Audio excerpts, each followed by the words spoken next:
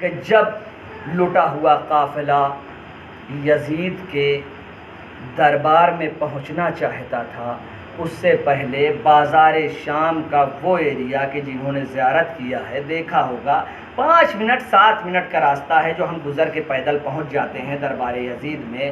وہاں پر جب اہل بیت کا یہ لٹا ہوا قافلہ پہنچا ہے تو وہاں جانے کے بعد یہ لٹے ہوئے قافلے کو 72 گھنٹے روکا گیا۔ یعنی اتنا تھک کے سیدانیاں آئی تھیں، رسول کی نواسیاں آئی تھیں، اور اس کے بعد اس قافلے کو 72 گھنٹے روکا گیا۔ جو وہاں پر دروازہ موجود ہے اس کا نام باب الساعات آج بھی ہے، چلے جائیے معلوم کر لیجئے تو بتائیں گے باب الساعات یہ ہے۔ کیوں باب الساعات کہا جاتا ہے؟ اس کا مطلب یہ ہوتا ہے گھنٹوں کا دروازہ، یعنی اہل بیت اطہار کو یہاں پر گھنٹوں روکا گیا۔ یقیناً یہ اتنے سے فاصلے میں کیوں روکا گیا تھا؟ اس لیے روکا گیا تھا، کہا یہ جا رہا تھا کہ ابھی دربار آراستہ نہیں ہے، ابھی تمام منادی ندا دیتا پھر رہا ہے کہ آؤ اہل شام کے لوگوں آؤ، اور آنے کے بعد تماشا دیکھو، انہوں نے حاکم شام کے خلاف خروج کیا تھا تو ان کا حشر یہی ہونا چاہیے تھا۔ یاد رکھیے گا، میں نے اس سے پہلے شاید دوسرے گاؤں میں کہیں مجلس پڑھی تھی، وہاں پر یہ کہا تھا کہ یہ جو بھی امام حسین علیہ السلام کا مرحلہ ہوتا ہے وہ دوسروں سے بالکل الگ ہے۔ اگر آج کے دور میں کوئی یہ کہہ دے کہ حکومت منع کر رہی ہے لہٰذا ہم تعزیہ نہیں اٹھائیں گے، حکومت منع کر رہی ہے لہٰذا ہم علم نہیں اٹھائیں گے، حکومت منع کر رہی ہے، تو امام حسین علیہ السلام، میں نے وہاں پر سرینہ میں تفصیل سے مجلس اس کی پڑھی تھی، اور آج میں بس اشارہ کرتے ہوئے اپنے بات کو گزرا جا رہا ہوں کہ امام حسین اگر یہی بات تھی تو سب سے پہلے امام حسین علیہ السلام کو حکومت کے خلاف نہیں نکلنا چاہیے تھا۔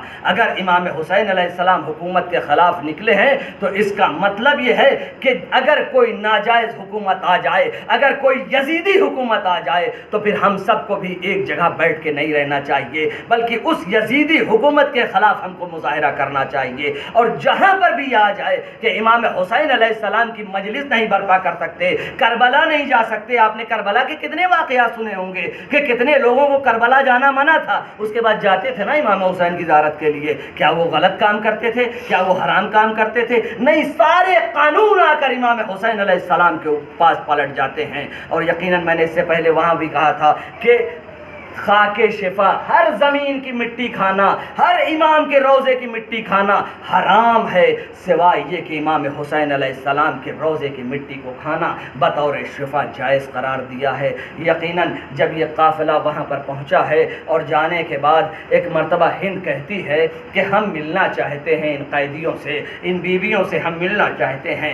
ہند کو پتہ نہیں تھا، وہ گئی، جانے کے بعد مسند لگا دیا گیا، جانے کے بعد بیٹھ گئی، بیٹھنے کے بعد پوچھتی ہے اے بیویو تم لوگ کہاں سے آئے ہو؟ کہا ہم مدینے سے آئے ہیں، کہا ہم نے مدینے کا نام سنا تھا اسی لیے ہم بھی آ گئے کہ ہم ذرا سا کچھ سوالات کر لیں۔ ایک مرتبہ کہا اے بی بی مدینے سے آئی ہو تو تمہیں حسن و حسین کے بارے میں کوئی خبر ہے؟ ایک مرتبہ شہزادی دیکھنے لگی، شہزادی تو پہچان چکی تھی ہند کو، ہند نہیں پہچان رہی تھی اس لیے اس طریقے سے آئی تھی، اور کہا یہ گیا تھا کہ حکومت کے خلاف خروج کیا ہے۔ اس کے بعد کہا ہاں جانتے ہیں۔ کہا اے بی بی یہ بتائیں کہ کیا وہاں پر میری بی بی زینب و ام کلثوم تھیں، ان کے بارے میں کوئی خبر ہے؟ کہا کہ ان کے بارے میں خبر جان کے کیا کرو گی؟ ارے کہا میں معلوم کرنا چاہتی ہوں اس لیے کہ جب سے آئی ہوں اپنے بیوی سے ملاقات نہیں ہوئی ہے اور میں نے ان سے قرآن پڑھا ہے، میں ان کے چاہنے والی ہوں۔ ایک مرتبہ شہزادی زینب نے اپنے بالوں کو الٹ دیا، اے ہند میں ہی زینب، یہ ام کلثوم، اے شہزادی آپ کا یہ عالم کیا ہے؟ ارے میرے شہزادے کہاں ہے؟ کہا وہ حسین جس کا نوک نیزہ پر سر بلند ہے، وہ عباس کہ جس کا وہ سر سامنے موجود ہے۔ الا لعنت اللہ علی قوم الظالمین رضا بقضائہ تسلیما لامرہ سیعلم الذین ظلموا ای المنقلب ینقلبون انا للہ وانا الیہ راجعون۔ بار الہ مختصر سی عبادت کو قبول فرما۔ بار الہ جن مرحومہ کے لیے اِیصال ثواب کے لیے مجلس کی گئی ہے بار اللہ ان کا مقام جنت میں اعلیٰ علیین فرما. بار اللہ جہاں جہاں بھی شیعان حیدر کرار ہیں ان کے حفظ و امان کی حفاظت فرما. بار اللہ امام زمانہ کے ظہور میں تعجیل فرما. اللہم تقبل منا انک انت السمیع العلیم. اس وقت پورے جہان میں ہمارے مسلمان جتنے بھائی ہیں بہت پریشان حال ہیں. بار اللہ ان کی پریشانیوں کو دور کر. تقبل منا انک انت السمیع العلیم.